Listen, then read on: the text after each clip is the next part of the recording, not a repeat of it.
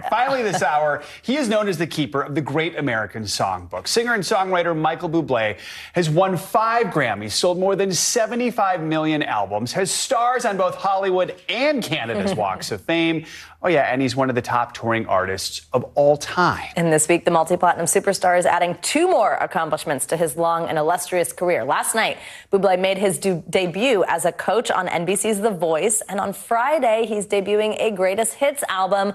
Well, Joe and I just got to sit down with him. Here's some of our conversation. Michael, good morning. Thank you so much for being here. Good morning, and thank you for agreeing to sing with me. Not exactly. We would never Oh, darn, ruin... we forgot the band. There's no setup here. And we would never ruin a moment to hear you sing by singing at the same time. Okay, so you're having a huge week.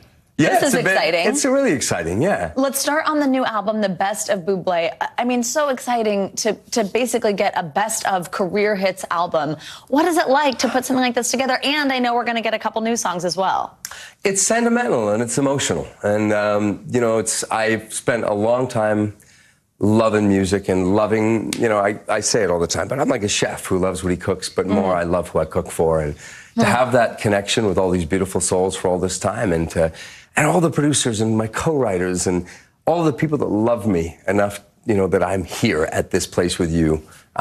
It's hard not to be sentimental about it all. I mean, and appreciative. It's crazy. You're getting a little bit emotional. Yeah, here. it's beautiful. Let's talk about the other big thing this week. We have a subtle hint behind you. I see. Yeah, that's my seat right there. There you go. Right there. You're there number 2? Number 2? No, I'm number 1. Oh, you're number 1. I'm number 1. Ooh, you're number 1. Hello. Yeah. Snoop and I are on the opposite ends. You're the bookends. Yeah. So, I mean, what is it like to be on The Voice? I know you were a mentor like in season 3, which must have been when you were like 12 years old. I mean, how does it feel to be on The Voice?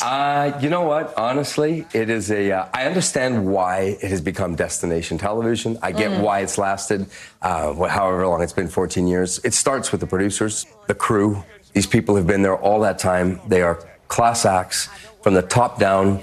There's a lot of integrity, and not just, you know, in caring about us as coaches, obviously, but I think caring about the artists, the people that come and bear their souls on this thing. And there's a lot of care. And I think that now I look at the people that I'm on this program with. I look at Snoop and I look at Reba and Gwen.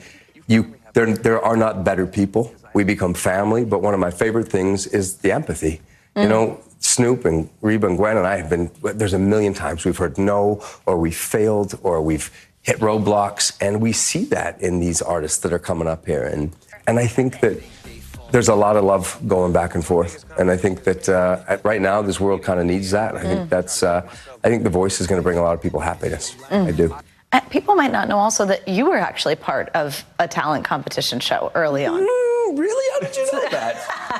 I did everything. Honestly, I sang at shopping malls. I was at, you know, bars and clubs and yeah, I was in a couple talent things and karaoke, anything, just anything that I could do to get my break. Yeah, but you sort of have empathy. You know what it's like then to be in that position where it's kind of like it's riding on somebody else. Yeah, I think like I look at somebody like Gwen, who, you know, at 17 years old was playing in her garage with her band, and it took her 10 years. The way, you know, she tells it all the time. She can't believe she's in this position. She never thought she'd get on the radio, never thought she'd have a break.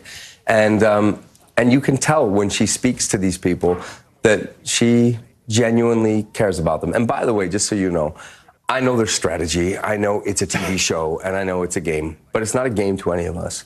And what happens, and I can't get further than this because I can't, you know, tell you, divulge, you know, who's in and out, but I can speak for Reba and Snoop and I and Gwen when I say that many times when the journey is over for the artist, it still isn't over with us. You know, we still, you know, we're giving them the numbers and trying to help them and see if we can advocate for them, whether they're on this TV show or not. So it's real for us. We get it. That is awesome to hear that. Okay, I have to ask you, what's it like to be you with the holidays approaching and hearing you everywhere? It's about to be Michael Bublé season. Well, you know what's crazy is that you would think Christmas, right?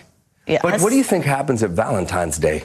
Oh. I hear myself then too, and then Mother's Day comes along, and I am hearing myself in perfume stores and shopping with my wife. Not as many elevators as you might think.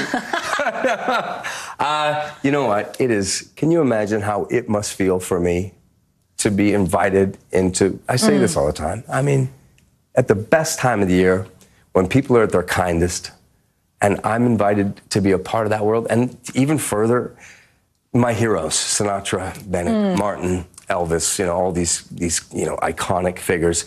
The thing that sort of puts you into that place, weirdly, is each one of them, the common denominator is each one of them has their holiday record. Yeah, You know, they have that sort of thing. And so I didn't realize it at the time, but when that happened for me, it you know, it had a big impact on my life and allowing me to advocate and fight for the Great American Songbook and be one of the lucky ones who gets to continue the legacy of my heroes. God, that was so eloquent, the way I said it. That's very good. Sometimes I talk and it comes out and I don't know. Because in my head, if you saw it, it was just two potatoes just smacking into each other. And then it comes out like that. It was beautiful mashed potatoes. Holy God, he's a genius. That was amazing. Are we ever going to get another Christmas special? Maybe. I love doing those Christmas specials. But the last one, Lorne Michaels produced. And I'm in love with Lorne Michaels, and I'm in love with his mind and his passion and the integrity, and I had the best time. So, Lorne, give me a call. Yeah. we love I think he's not too far around. I feel like with the voice and Yeah. And I've got other stuff happening that we'll talk about another time. I mean, I've got a beautiful whiskey that's called Fraser and Thompson that I'm out there trying not to drink all of, but I'm enjoying, you know, a little pushing too much. As much as possible. But there's a lot of stuff happening, and so I don't know. You guys want to do a special with me? Yeah. What should we sing? I don't know. I think we should start here by just I don't know. I feel like you could give us just like, what's your favorite on your Christmas album? Oh God, they're all my favorite. They're all my favorites. I love Blue Christmas and White Christmas and Red Christmas. Michael Bublé. We are going to spare our audience us singing. No, I really do. Can we just end this segment by just L is for the way you look at me. Oh, just one. Yeah, I don't think I should do it. My grandma's favorite song, by the way. I love your grandma. There you go. She is a sexy, sexy lady. She is. Michael, thank you so much. Congratulations on a huge week. You guys so We're much. so excited to have you come back at Christmas Thank you for having me, and thank you for building this beautiful set look for at me. That. Yeah, for look you. at Oh my God, you guys treat me so good. So great to have you. Thank you so guys. much. Congrats on everything. Thank you.